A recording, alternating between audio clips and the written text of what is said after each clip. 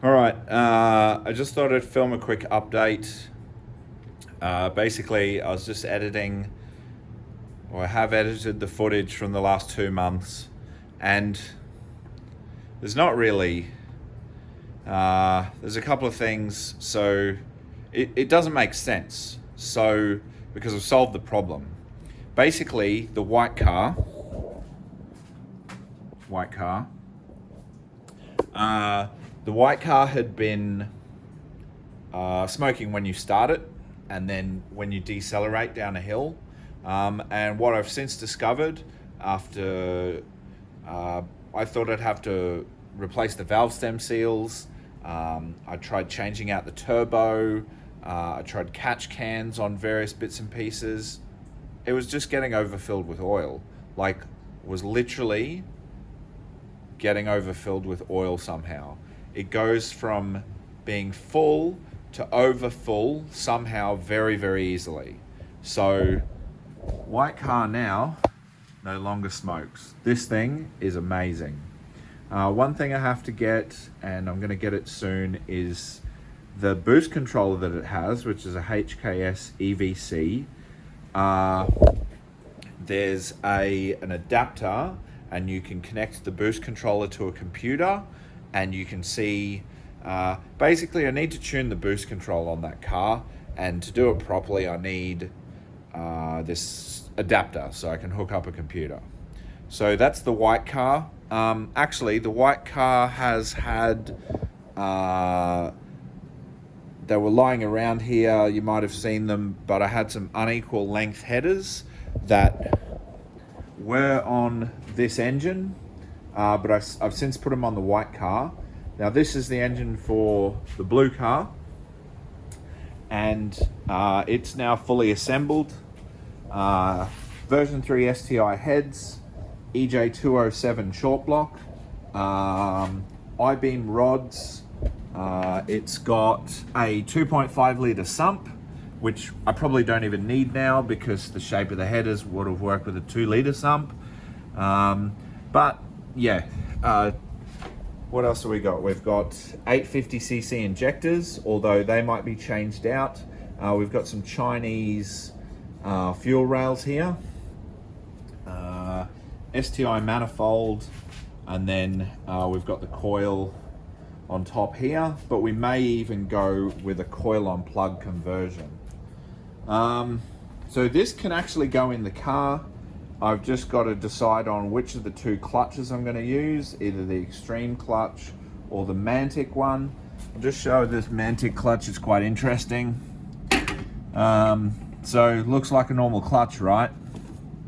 Nope, it's got brass buttons on the back side of it, which doesn't make sense because the organic part is going to wear out before the these ceramic buttons do, I imagine. But I guess the ceramic rear bites and then the front, I don't know, who knows. But this clutch has 2500 clamping force. The extreme clutch in here, I'll pull it out I guess. So this is the extreme clutch here, has 2700 clamping force. So this is actually a stronger clutch, and then we've got a lightened flywheel under there. So we'll use the flywheel with one of those clutches, bolt it in, and the engine can go in. So reason I haven't put the engine in yet is my friend James in Sydney has got some old school equal length Sims headers. So because this is going to be like an old school Japanese period correct kind of build, we went with old school style headers, which also match our genuine Apexy N1 exhaust. And then over here we have our genuine bar and plate Apexy intercooler kit, and I'm not going to pull it out, but it's got all the old school sort of bluish grey piping, and some of them even have the Apexy logo on them, which for Japanese parts nerds, that's quite cool. So we've got our Enki RPF1 wheels on there, and what we've done is we've put longer STI LCAs and longer lateral arms from a GD WRX to give us a bit more track. And the guards have actually, or I've pumped the guards and rolled them. The poor thing's looking very, very dusty. But that's where we're at with that. And yeah, I mean, once we get the exhaust, we can put the engine in, and then there's some wiring stuff we have to do, and then we might be able to get it started on a base map. But there's a lot of wiring that I have to do with all the additional sensors and stuff.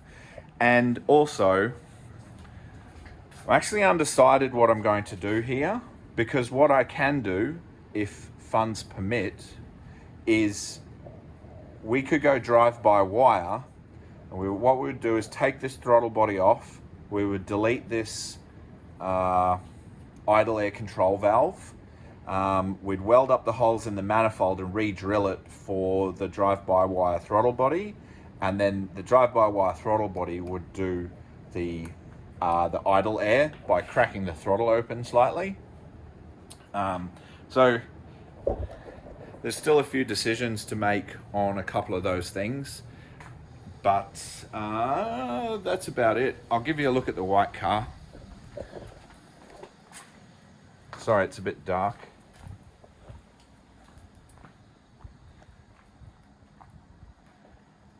There you go. So the white car's been going really, really well. I just have to work on the boost control because I've refitted the VF28 turbo. So in low mode, it boosts to 13.5 PSI, and in high boost mode, it boosts to about 16. But I'd like it to come on a bit sooner, and I haven't turned it up yet because I don't know what the safety, the safety PSI cutoff is and all that kind of stuff. So I've got to get an adapter. I can hook it up to the computer. It'll graph all sorts of shit. Really quite cool, actually. But yeah, that's where we're at with these things. I will actually upload to the channel some driving footage of the here, I can show you. So here's the TDO 520G. I'm not going to include it in this video because I'm just going to shoot this and then upload it. I'm not going to edit it. But see if you can see. This has got a bunch of play in the compressor now. It moves side to side really, really bad. I'll see if I can. Like, this thing's junk now. It's absolutely stuffed. See, can you see it moving there? Like, it literally moves side to side and almost hits the compressor housing. So that thing's stuffed. That's a VF23. That's the original. It's the original turbo off the white car, and we've got the VF28 from the blue car that is in there. Actually, I don't know whether I've showed you. I'll see if I can get it out easily. So what we're putting on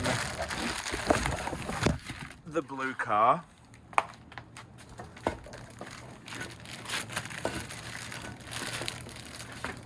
without ruining it, here's the turbo for the blue car. So it's a Blausch XTR 1.5, 7cm rear housing. So that's what's going on the blue car. It's going to be a monster, and I will keep you updated when more things happen.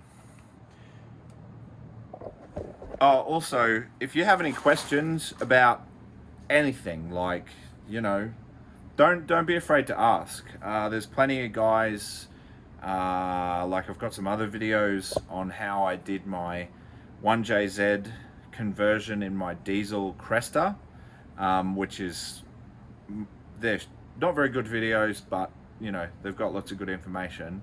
But yeah, if there's anything you have any questions, I'm happy to help. So leave a comment and ask away. All right, so yeah, cool. Thanks for watching.